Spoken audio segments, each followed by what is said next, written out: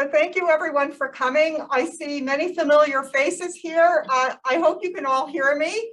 I see my students, I see my family on Zoom here. Thank you so much for coming. So we're here to talk about Ukraine and Russia. How did we get here? So my thanks to Louis Wigley, who is our Assistant Director of Academic Services in Silk, for mobilizing us last week, and to the Melikian Center for making all the arrangements. We also have a graduate student here who was in the Peace Corps in Ukraine, Alexandra Manning, who may also be able to answer some of your questions. So the format is going to be just a background briefing on the long and short history of Ukraine and Russia on the past week and today and the future. And my goal is to be informative and to convince you that this war is a matter of survival, not only for Ukraine and Russia, but for the European Union and the United States. The old cold, post-Cold War is over. We're in a new era, and China is watching very carefully. The United States needs to be very strong with its allies in Europe, and Putin is very determined to undermine that relationship. So I'd like to start with, can we start to the, so I'd like to start, there we go.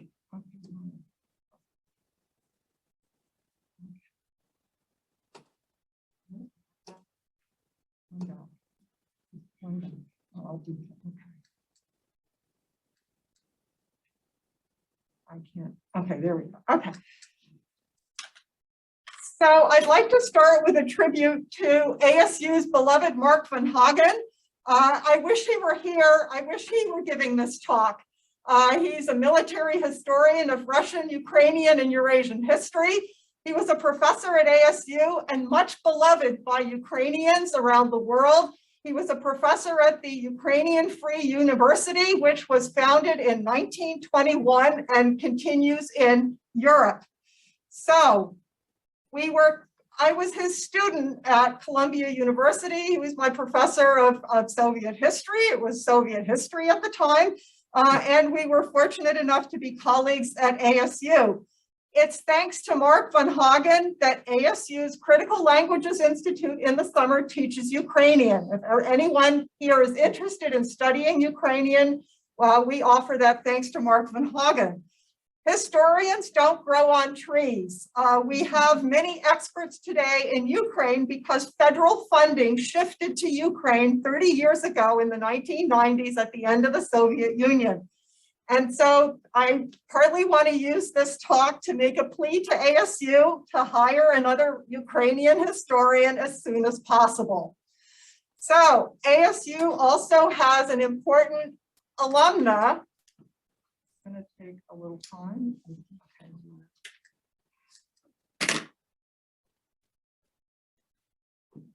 There we go. ASU also has an important alumna, Dr. Katerina Smagli. She was the ASU McCain Institute Next Generation Leader 2 years ago here at ASU, where I met her.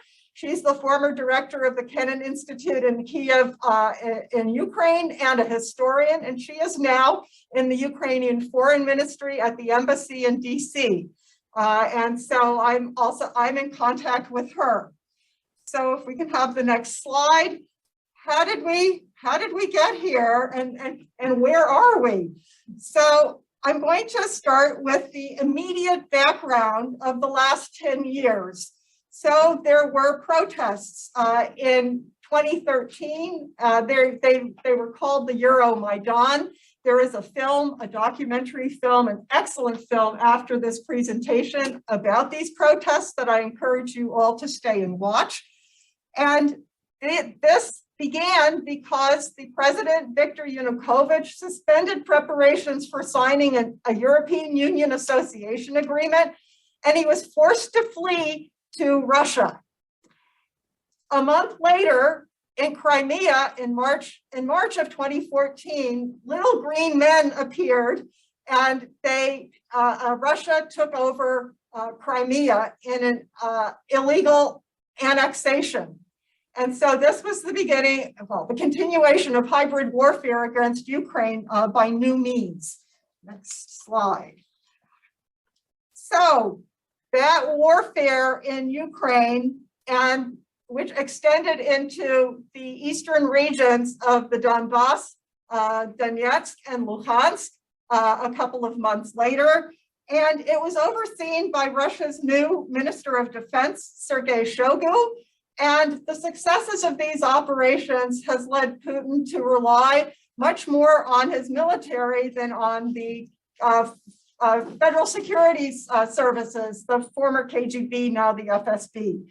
And so the military really has had a front row, has been his main vehicle for his foreign policy since then, because Crimea was so successful. There was so little pushback from the West.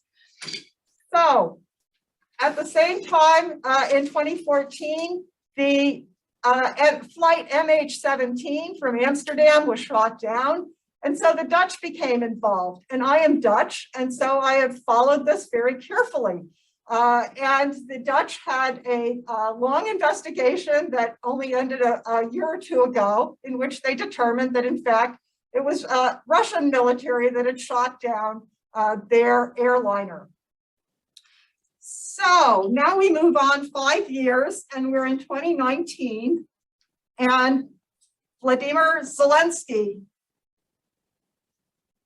is elected, and these are free, fair elections. It's a landslide, over 70% of the vote, and everyone is focused on the fact that he's a comedian. It's as if Jon Stewart were elected president of the United States.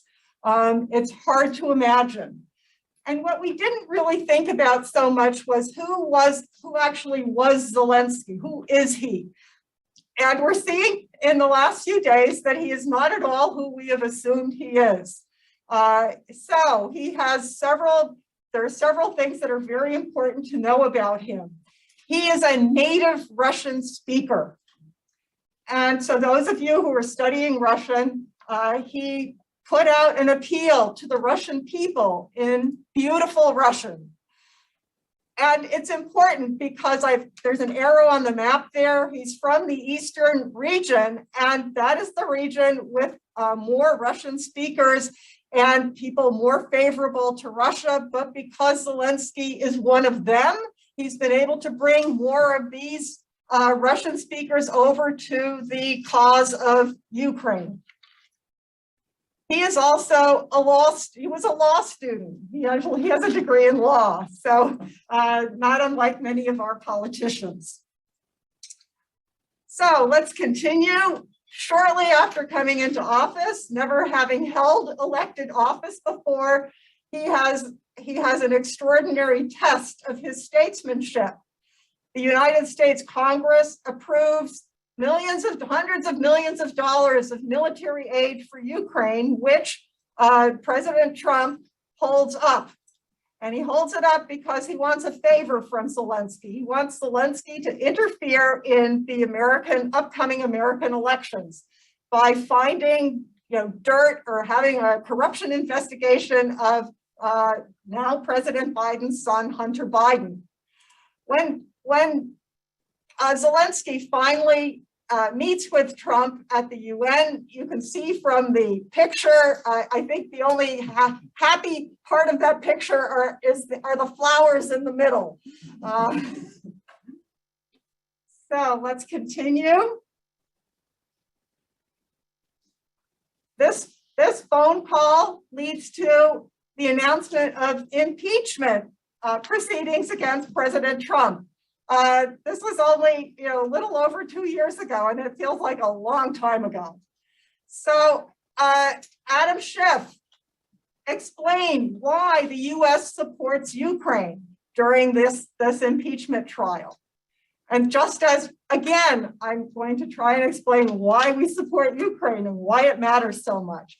So this is an ongoing battle for Ukraine to get the recognition that it deserves about why it deserves this support. So next slide, please. As part of this the conversations around the impeachment hearings, there was an infamous conversation with a journalist from NPR, which is known for its very sober announcement style. And Pompeo cut short the interview because there were too many questions about Ukraine. And in fact, if we go to the next slide, you'll see that NPR, journalists should not be the story. They should be telling the story, but NPR became the story because Pompeo asked Marie-Louise Kelly, of all things considered, using the F word, who the fuck cares? Americans don't care about Ukraine, and can you even find Ukraine on the map? So, you know what's coming on the next slide? Where is Ukraine? And you find Ukraine on the map. So you'll have this map if you take my course on Russian civilization from czars to Putin next fall, if you want to learn all about the background to the story today. Next, I won't leave you in suspense. One back, please. So there is Ukraine. And now I'm going to back up in history a little bit to the end of the Soviet Union. Next slide, please. I'll be going back 30 years now to 1991. This is Russia surrounded by the other 15 republics. And you can see Ukraine to the left, bottom left in brown. And the next slide. At the end of the Soviet Union, how it kind of happened very peacefully, there were many of the republics declared independence, one after the other. And so Ukraine followed the Baltics and Armenia and Georgia in August of '91 and declared independence. And an overwhelming 90% of Ukrainians voted for independence in December of 1991. And by the end of the month, the former Soviet Union was no more. Ukraine was left with a third of the Soviet nuclear arsenal. So you may have seen references to what is called the Budapest Memorandum. And Zelensky mentions it in his address to the Russian people. The Budapest Memorandum was the security agreement that was put in place when Ukraine and Kazakhstan and Belarus agreed to give up their nuclear weapons in exchange for sovereignty guarantees from Russia, the US, and Britain. And this memorandum is not mentioned very often anymore because Ukraine, when Russia took Crimea in 2014, it basically annulled, it broke this treaty. But this is the treaty that explains why we care. We are bound to care about what happens in Ukraine. Next, please.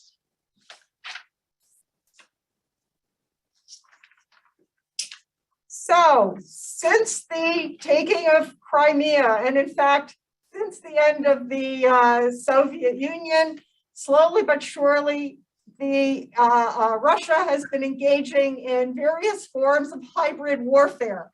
So you've probably seen the term hybrid warfare, but you're not sure how many things it contains. And as this list shows you, there are a lot of moving parts to it. So there are what are called proxy wars in Crimea, Donetsk, and Luhansk. So it's not directly the Russian army in Russia that's there, but there are other groups that are there.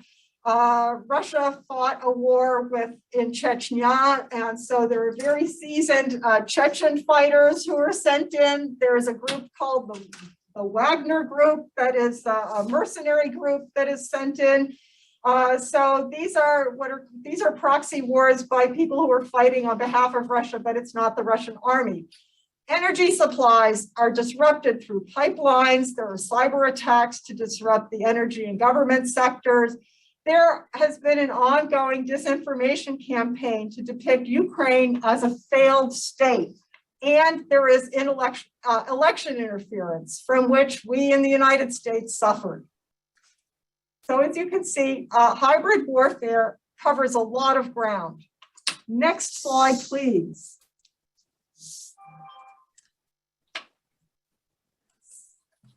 So this is a map by region of Ukraine, and you can see that the eastern regions are more Russian-speaking, and so this is where Putin struck first to see how far he could get. And so if you go to the map on the right, the red is are Luhansk and Donetsk, where the proxy war has been going on since 2014. And the brown area is where he tried but failed.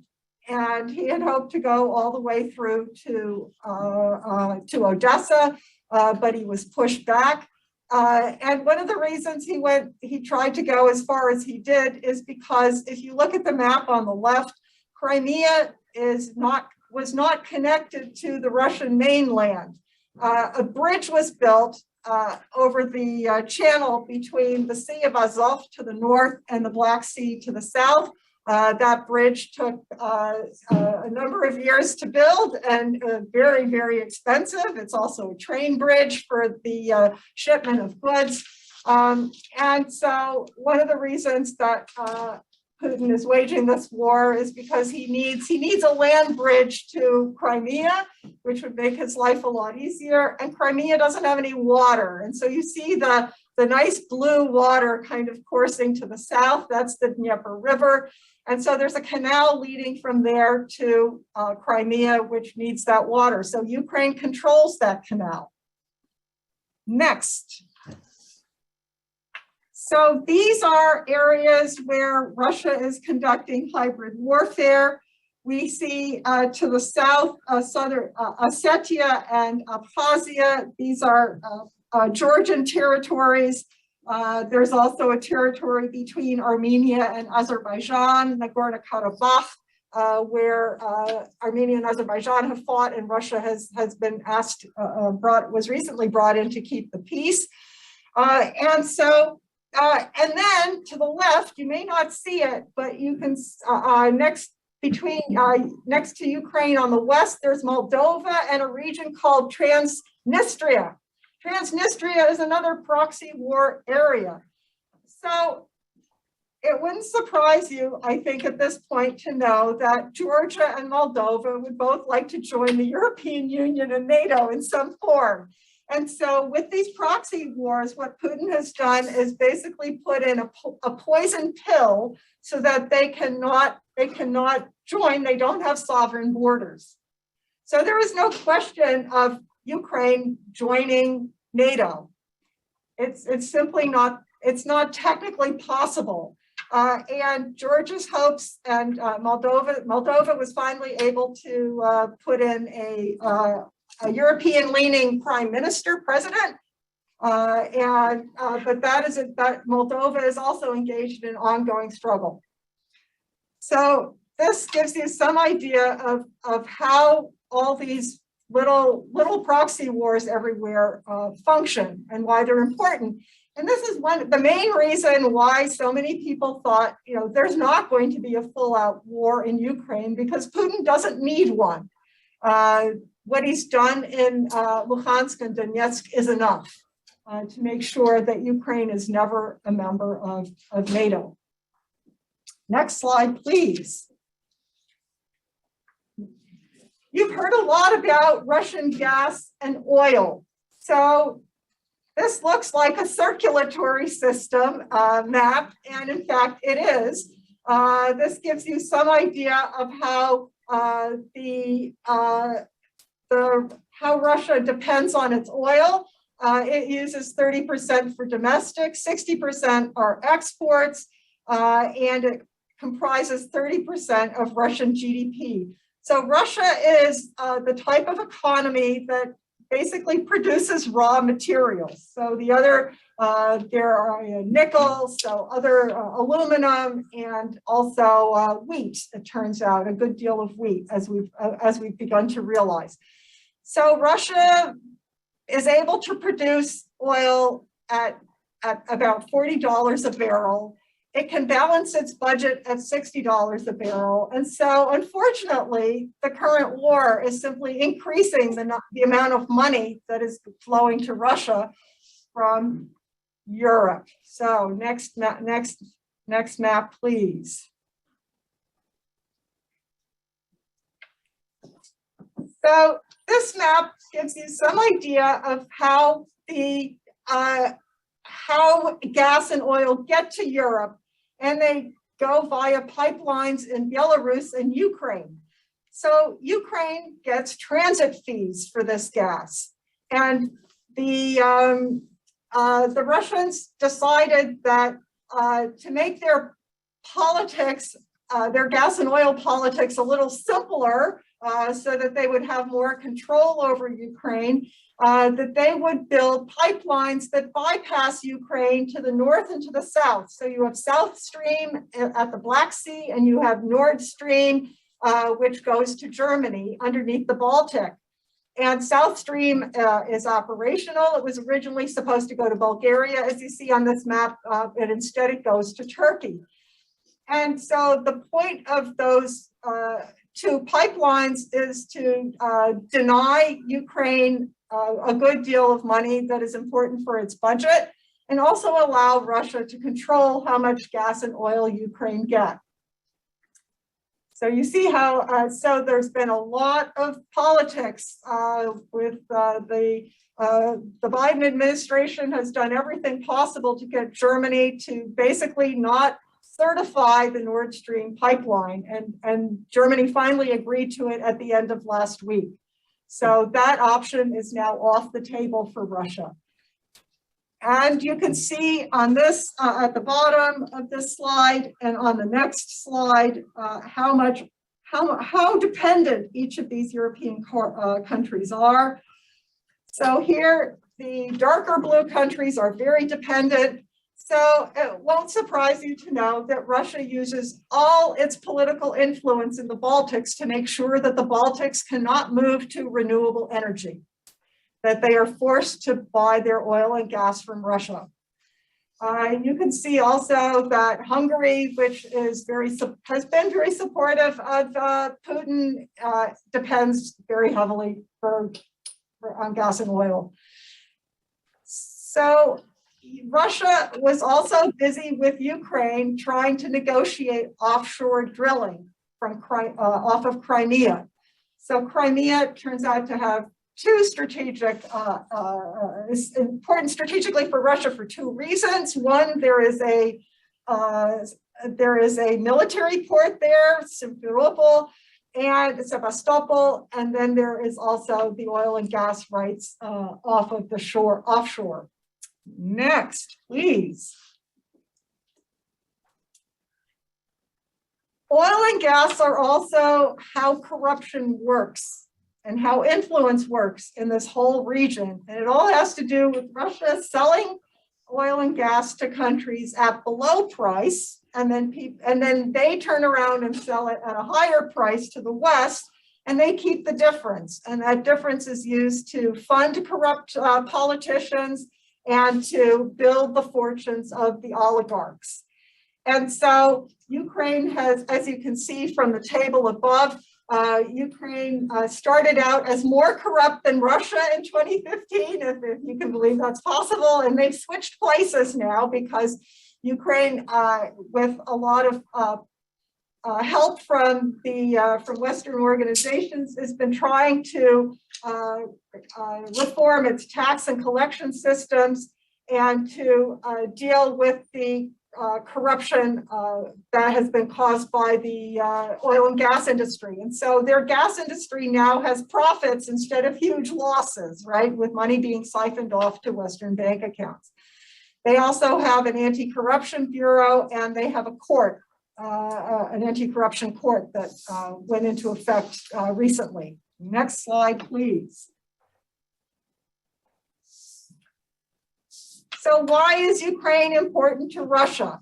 Why is it willing to fight these proxy wars? Why is Putin willing to risk sanctions and war over what are called the bloodlands of Europe, where millions of people have been killed between Hitler and Stalin?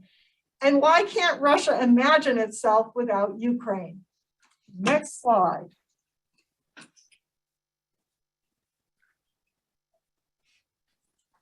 So some of these, one down, okay, yeah. So a primary reason is economic, and a second very important reason is politics, and we can put strategy and history together with politics because they all serve the historical narratives and the strategic narratives all serve the political and economic causes. So next slide, please. So the primary countries that Russia is working with economically are, aside from Ukraine and Belarus, are Kazakhstan, Kyrgyzstan, and Armenia. And as you might imagine, the economies of those, of Georgia and of Armenia and Kyrgyzstan are very small. Kazakhstan is larger, as we'll see, surprisingly, because it is an oil exporter. But as you can see from the map here, it is landlocked, and so it must use Russia as for transit. Next slide, please. So this gives you kind of a big number sense of how big these economies are, how the populations, GDP per capita. And so it turns out Ukraine, of course, with 44 million people, it's a third of the population of Ukraine. The other countries are just very small by comparison. And so the potential for growth in Ukraine is quite good. And you can also see that the GDP per capita here is at 3,000. It might be larger in Kazakhstan, but basically it's growing in Ukraine. Okay, next slide. So what Russia tried to do was formed a customs union first with Belarus and Kazakhstan, and then it tried to form a Eurasian Economic Union that they were to sign with Yanukovych when he ripped up the agreement with Europe and turned to Russia instead. So this was what was at stake in 2013 and 2014. And it's the idea of this economic union is to compete with the European Union, which of course is kind of laughable. And so this agreement, Armenia and Kyrgyzstan joined. Armenia had tried to sign an association agreement with the European Union, and in exchange for oil and gas, it joined Russia's economic union. So this, you get an idea of kind of how the politics of energy is completely linked with the relationships between these countries. Next slide, please. So Russia's economy has been contracting since 2014 with sanctions. It's contracted by 30%. I think that's hard for us to imagine. We like to see our economy growing by 1, 2, 3, 4, 5, 6%, and contracting by 30% is catastrophic, frankly. However, the Ukrainian economy is recovering. They have robust growth because they're able to diversify. They have the coal mining, and they have the industry that goes with coal and steel in the Donbass regions. Russian travel has contracted sharply while Ukrainians are now able to visit Europe without visas. It's an extraordinary kind of opening of the borders. And at the last count, in a recent questionnaire, a quarter of all young Russians, people your age, want to leave Russia because they see no future there. Whereas 60% of Ukrainians your age think that the next year will be better, that wages are increasing and they're doing better than Russia. Next.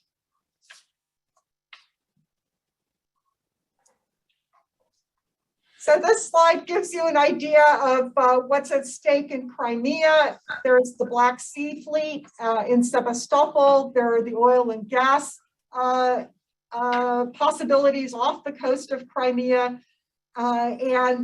Ukraine has naval bases, but one of those bases is in the Sea of Azov to the right. And of course, it's that base is now under attack by the Russians. So the Russians at this have a naval advantage because historically they've been there in a way that Ukraine hasn't. And so this is putting a lot of pressure on Ukraine from the south. Next.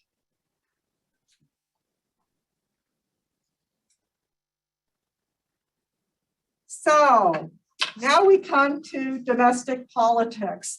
And this is what people say is driving the war in Ukraine at this point, because there's just nothing for Putin to be gained externally. They think there is a power struggle going on of some kind, and this is about internal politics. So this gives you Putin's timeline. He's been in power for over 2 decades. We're missing, okay, I guess that's it. Okay, so new constitutional amendments from 2 years ago ensured that Putin is in power for good until he dies. What was important was in 2012, there were serious protests. They're called the Bolotnaya protests. Bolotnaya means swamp, but it's about the squares where this took place in Moscow. And there were protests all across Europe when he ran for president again, because people saw this as illegitimate. And so ever since 2012, Putin has done everything possible to make sure that it's not possible to protest anymore. So if you look at pictures of protesters in Russia, the only legitimate protest for young people your age is if you stand alone with a poster and you take a picture of yourself and you load it up to the social media, and that is protest. So as soon as people are gathered together, so Russians who have been protesting in the hundreds and even in the thousands are now being arrested in the hundreds and the thousands because they no longer have a right to congregate, to protest. All organizations that received any foreign funding, and even individuals that get any foreign funding, have to declare themselves as foreign agents now. So Russia was able to finally close the very, very important non-governmental organization called Memorial, which has done so much to reestablish the history of the Stalin labor camps, and is also keeping track of all political prisoners today, there are more today than there were under the Soviet Union. And my sense is that this was one of the reasons that Memorial had to go as an organization. One more. So there have been lots of revolutions. We had the Maidan revolution in 2013, but it started in Armenia with the Rose Revolution.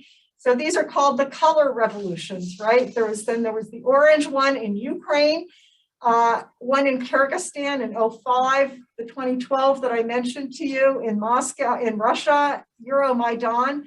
And then in 2019, when I was last in Russia, it was Putin's party, United, yes, I'm gonna stop. Sure. Oh, sorry, I thought that, 2003 in Georgia.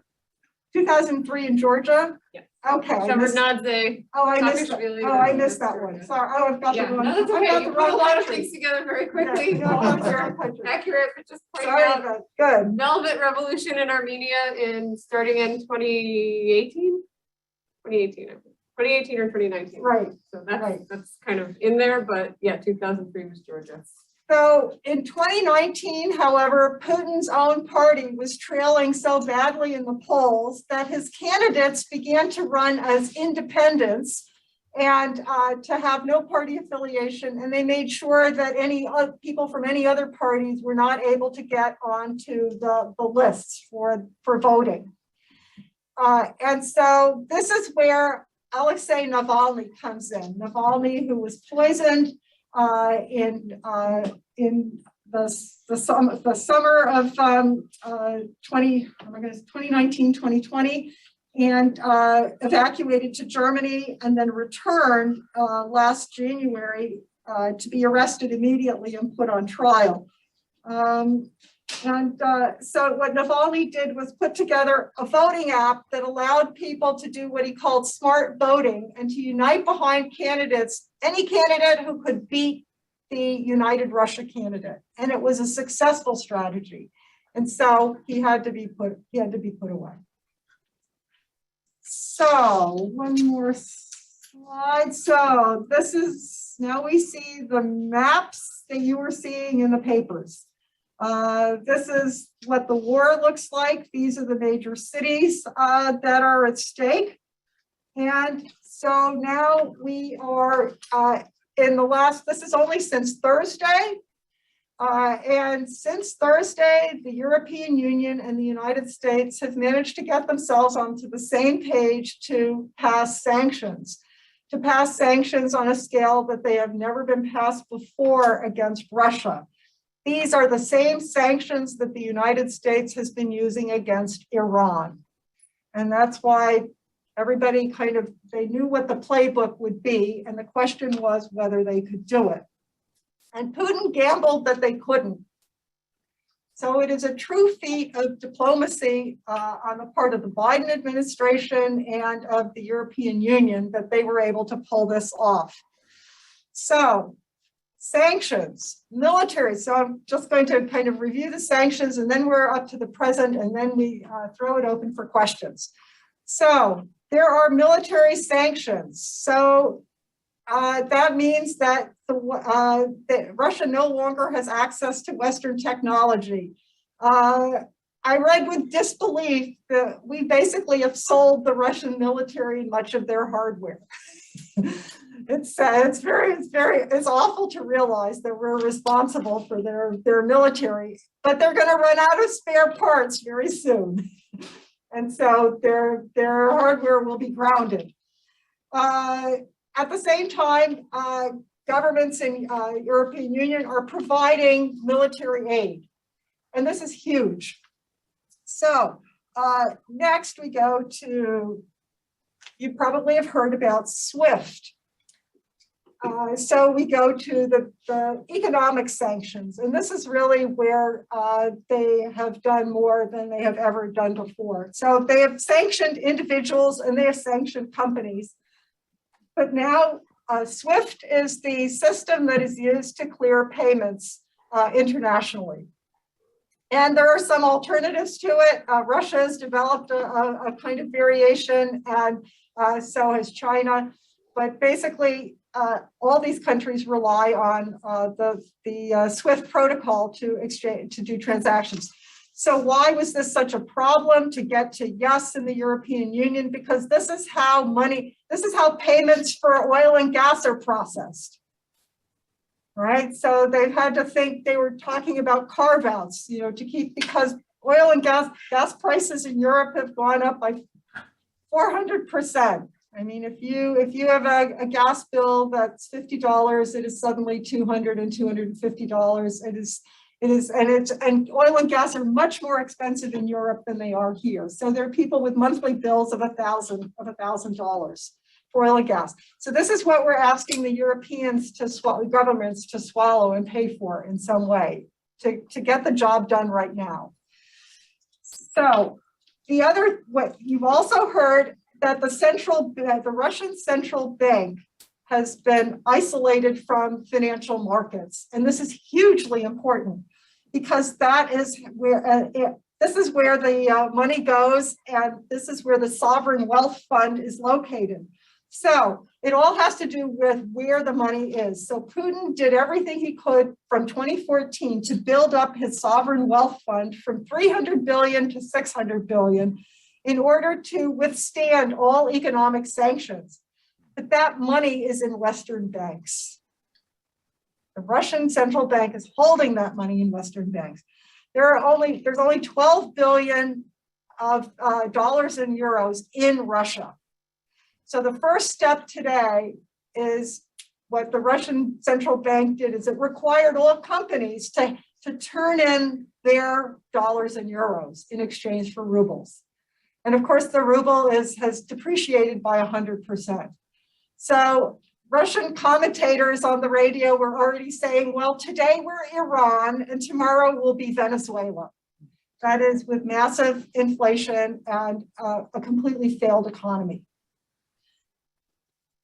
So the final kind of evidence that this is as serious as I'm suggesting that it is that Germany has changed its foreign policy since World War II within days.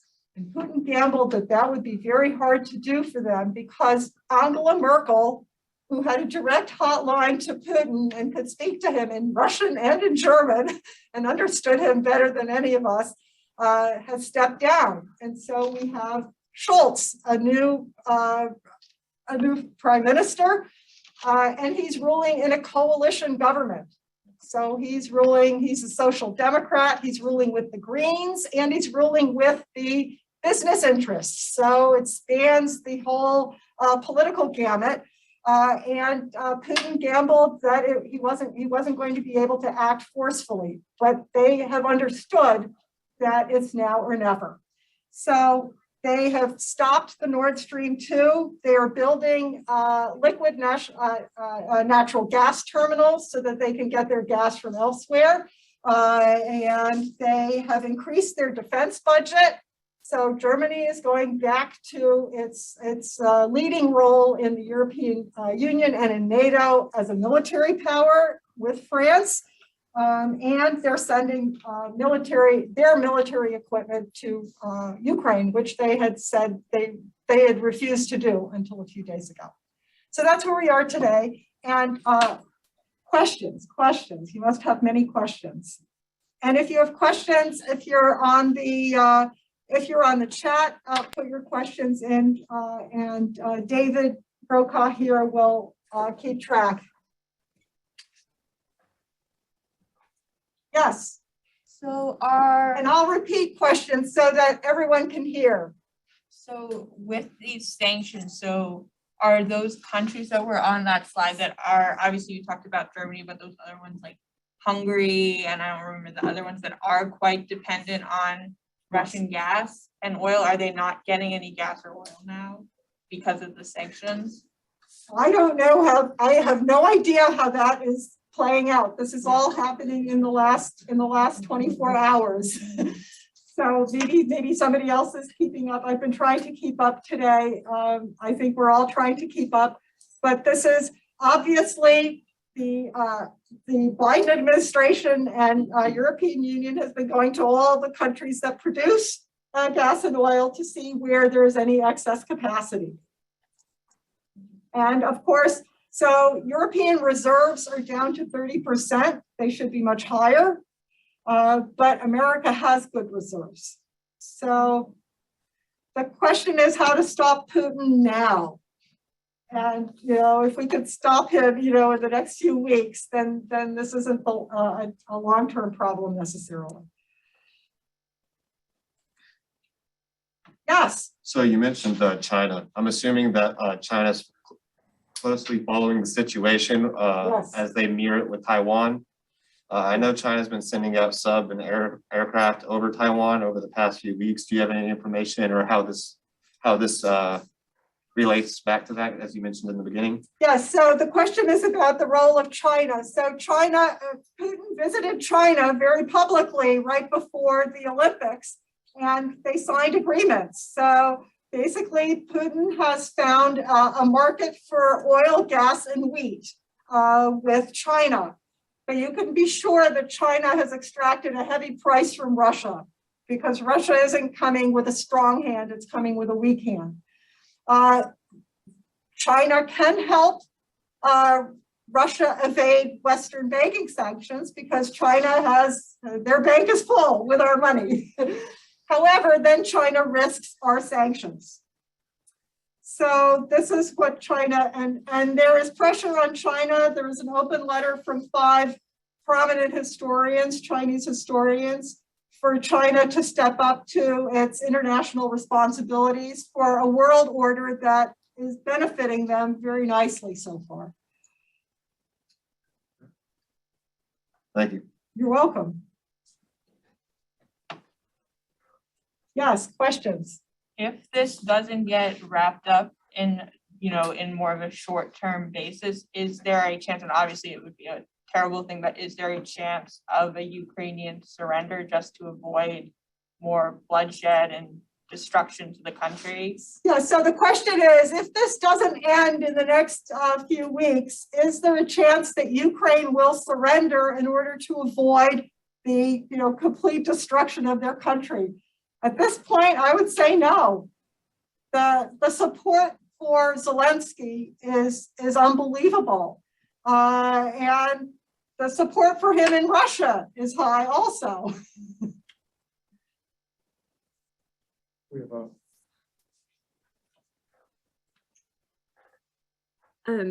Hi, thank you for this. I had a quick question. I was wondering you could maybe help clarify about the language of denazification that is part of Putin's kind of rhetoric surrounding this invasion, especially because Zelensky is a Jewish president. So I was wondering if you could maybe help untangle some of those threads there for me. Yes, so denazification is one of the demands. So right now there are talks at the Belarus-Ukrainian border between Russia and Ukraine. And Putin has a platform that includes denazification. It also includes recognizing Crimea. Basically, it's a three-part agenda that is a non-starter. And so among specialists I heard discussing this morning, it's basically, it's neither side is willing to negotiate at this point.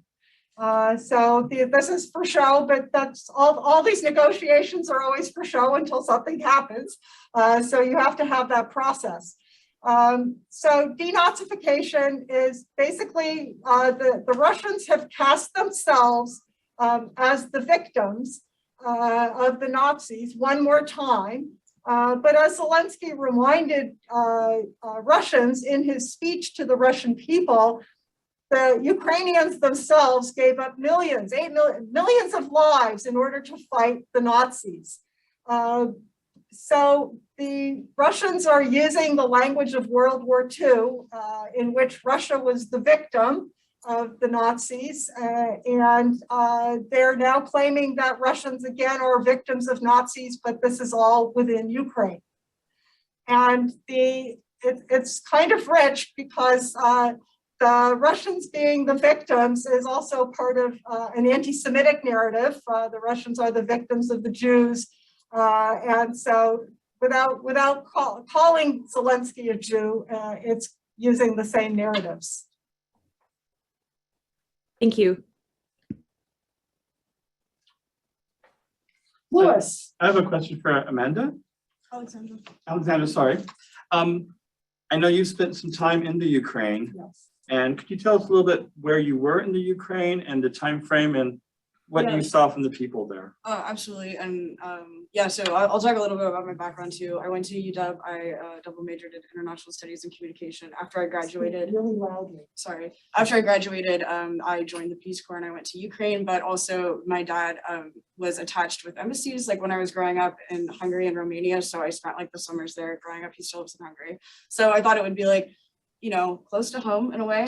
And I taught English until in a village about 100 kilometers east of Kyiv in Ukraine. And I also did my language training 100 kilometers west of Ukraine, kind of close to Zhytomyr, if anybody knows it. And so, yeah, when March 2020 happened, I had to evacuate. A big regret, I wish I had stayed. And then for this Christmas, though, I went back to visit everybody because I'm still really close with both of my host families. And yeah, it's a little bit surreal to think that everything happened so fast. But I mean, the troop buildup started in March of 2021, I think. And there was, like a little bit of news, but not really. And also now I'm in the Cronkite School, I'm studying investigative journalism, so that's a lot of what I look at too. But yeah, it's a little bit surreal, but I think that, you know, the writing's on the wall, and like kind of, I guess what I see from the people there is that, you know, there's like the attitude of like, till the last drop of blood, we're gonna fight. And there's a lot of solidarity, there's a lot of community organizing that I think is very reminiscent of Maidan. And I think that that's why it was so successful, is because I don't think that we could pull off anything similar in the US with like kind of the connections that we have now. Yeah, it's been, you know, I tried not to like, I'm like overwhelmed them with like petty things now, like there's bigger fish to fry. But I think that like the spirit of like optimism is really something that I've seen in community, like above all. When you were in Ukraine back in March of 2021, and this was like first starting, was there sort of this similar attitude that the rest of the world seemed to have of like, oh, he's just bluffing? Or were the Ukrainian people more like, this is bad, we need to take this seriously? With Putin? Yeah. Yeah, so I feel like it's always been like Russia kind of breathing down the neck. So it's more of like, you know, like in a certain way, it's like life goes on. I think that pretty much everyone had been affected by the war in Donbass, or the Crimea occupation.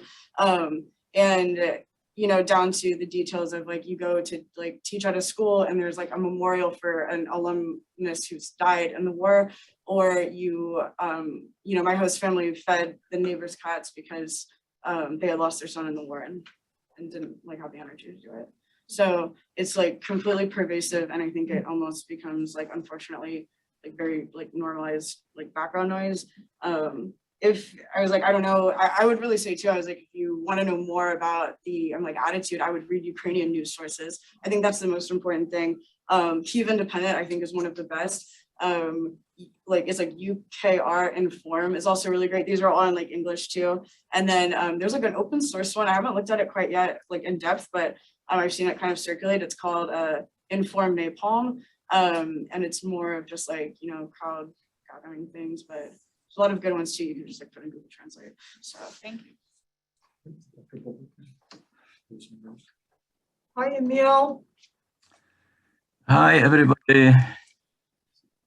To me, this is a deja vu all over again. I'm Czech. I was there in August 1968, waking up one morning, and I couldn't figure out what was going on. I put on the radio and didn't make any sense, and the occupation of Czechoslovakia started. I am kind of, the funny thing is that the rhetoric of the Russians is completely the same. Now,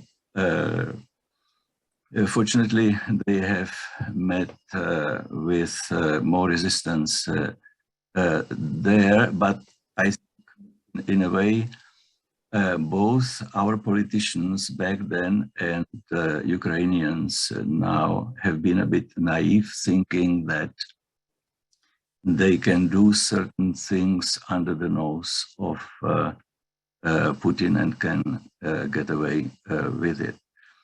But anyway, my memory tells me that, you know, the communication for us was absolutely important. The fact at the time that the radio continued, that it really rallied people together. So the communication going on in Ukraine is completely, it's vital for them to keep fighting.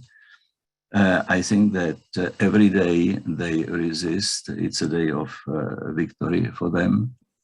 And I hope that Kiev will be the Stalingrad for the Russian Rasputin. Finally, I would say that we see a very kind of interesting picture when comedians become politicians, presidents, and become heroes.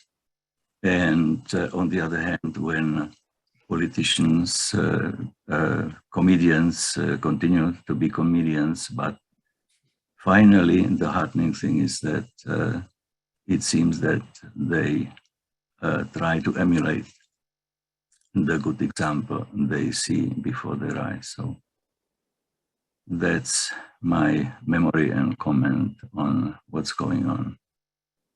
Let's hope for the best. And that's all I could say.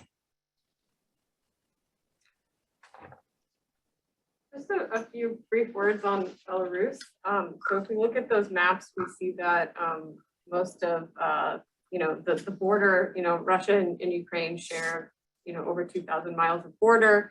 Russia also controls Crimea, so there's been attacks going up through Crimea north. But if we look at the attacks on Chernobyl and now the forces that are coming into Kiev, those forces are coming from the country of Belarus. Belarus, since August 2020, has had an illegitimate, some would argue that there have been no legitimate elections in Belarus since the fall of the Soviet Union. Before that, but some would argue that since 2020, there was one of the most egregious falsifications of election results. Belarus has a president in exile who probably won that election, Svetlana Tikhanovskaya, the president who probably lost that election, Lukashenko, I can't think of his first name. Alexandra Lukashenko is in power, and the protests in Belarus that started in August 2020 and the kind of different sectors of society that were coming out against him really terrified Lukashenko for the first time. And so he's become much more dependent on Putin to kind of keep him in power. And so whereas before 2020, you could see Lukashenko kind of playing a sort of balancing game with Putin and the West. Since then, he's sort of had to go all in for Putin. And this, what's going on in this war is part of that. And you probably also have heard, in terms of some of the sanctions that have been announced, Belarus and Lukashenko himself has also been included in it. And this is why in the most kind of recent 24 hours, things are moving so quickly. But these sort of negotiations that happened today, once they were announced, it was promised to Ukraine that the aerial attacks coming from Belarus would stop in the meantime, and they have not. So again, we see this kind of just radical dishonesty from both of the players on the other side, extremely deeply unfair and deeply destructive of human life. So I'd like to conclude by thanking everyone. And so we all want to do something. What can we do? And so my takeaway from the conference that I heard this morning from the Harvard Ukrainian Research Center is to make sure that this stays in the news. So there were protests in Phoenix. So protesting, it seems like, we're so far away, and what can we do? But protesting, signing petitions, making sure that this stays in the media, because Ukrainians are very aware that, they are a small country, and our attention span is, short. And so this has to stay in the news. Also to encourage Ukrainians, so send messages. I like all of us, I think, oh God, they must be so busy. I don't want to bother anyone, but send encouragement. And finally, give money. There are sites for giving money, and the size of the donation, of course, that's nice, but participation also shows support. So there are many websites, trusted sites for making sure that you can do some good for the, well, we're paying for the occupation, for the military, to repel the occupation and to help the civilians. So thank you all very much. Thank you, Louis, for organizing this. This is wonderful. And David for making sure this happened. And then also, thank you, Alexandra, for sharing your experience with us. And now we're going to watch a film.